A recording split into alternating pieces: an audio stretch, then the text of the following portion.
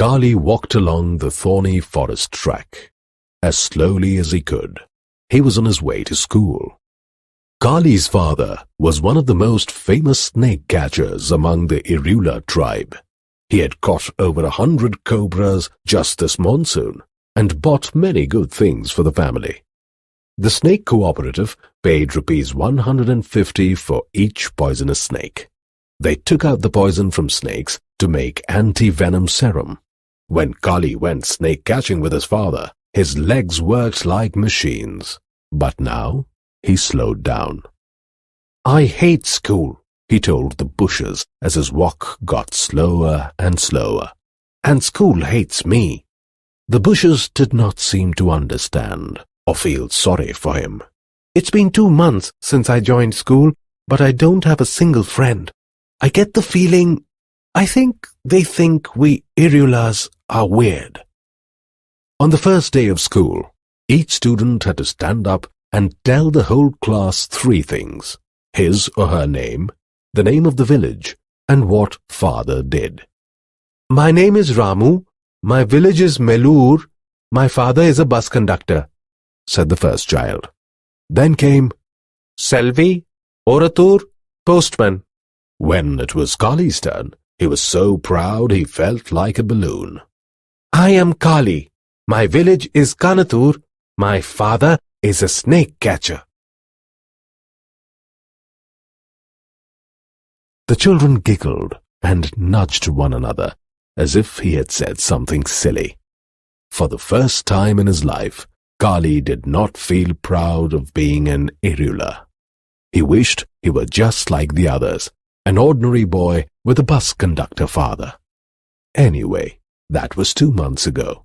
Kali was getting used to it, but it was hard, and his school walk got slower and slower. Kali reached the school gate as the bell was ringing. As usual, he sat in the back row, alone, wishing he had friends, wishing he could fail and be thrown out of school. But failing wasn't easy. He had tried. But however badly he wrote his lessons, the teacher was always happy with him. This morning they had maths and writing, and then it was break time. The children rushed outside to have their snack. Some had idli, others had mixture, a slice of bread, or 2 or 3 biscuits. Kali opened his tiffin box. Oh no, fried termites! His favorite, actually. But what if someone saw? He'd have to hide. He sat on the wall, far away from all the others, and finished his tiffin.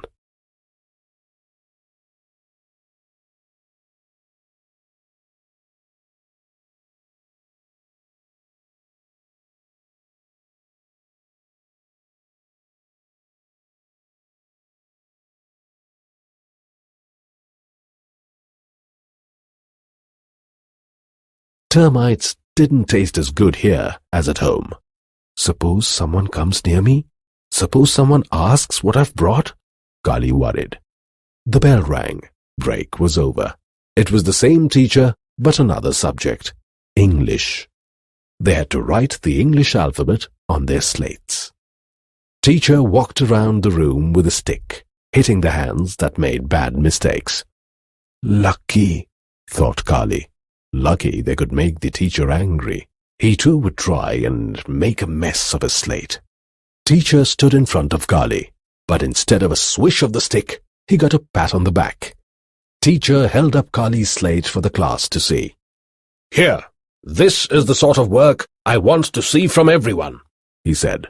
Now the others would hate him more than ever. Kali could hear the whispering in the classroom. He'd never have friends in school. Just then, something happened in the room. At first, Kali didn't understand. Arms and legs flew. Bodies ran, tumbled over each other, fell, ran some more. There were shouts from all directions. Help! Help! Teacher, help!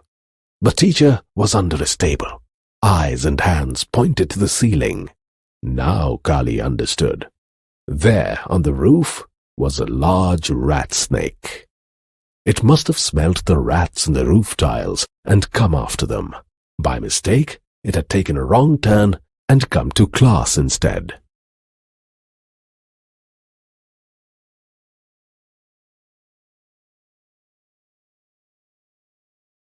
Kali's father said that sometimes snakes smelt humans and mistook them for rats. Maybe this one thought, "Wonderful, here's a room full of rats." The rat snake was wrapped around a palmyra beam on the roof. It stretched out its neck curiously. It must have been surprised by all the excitement. Slowly, more and more of its body uncoiled from the beam. Kali, looking up, knew what was going to happen next, and it did. Dop! Down the rat snake fell. The noise and confusion grew worse. Chairs crashed, heads banged, bodies hit the wall, the floor, one another. Teacher was now on, not under, his table, yelling, "Save me! Save me!" The rat snake was terrified. It went to one side of the room, then the other. The children ran in the opposite direction. For a few seconds, Kali was too surprised to do anything. His people, the Irulas, always went towards snakes, not away from them. Had everyone gone mad? He walked slowly to where the snake was. He reached out his hand. Suddenly, the room grew still. No sound, no movement. All eyes were on Kali. The rat snake, it was over 6 feet long, reared back like a horse, opened its mouth wide, hissed, and struck. Luckily, it missed Kali's hand.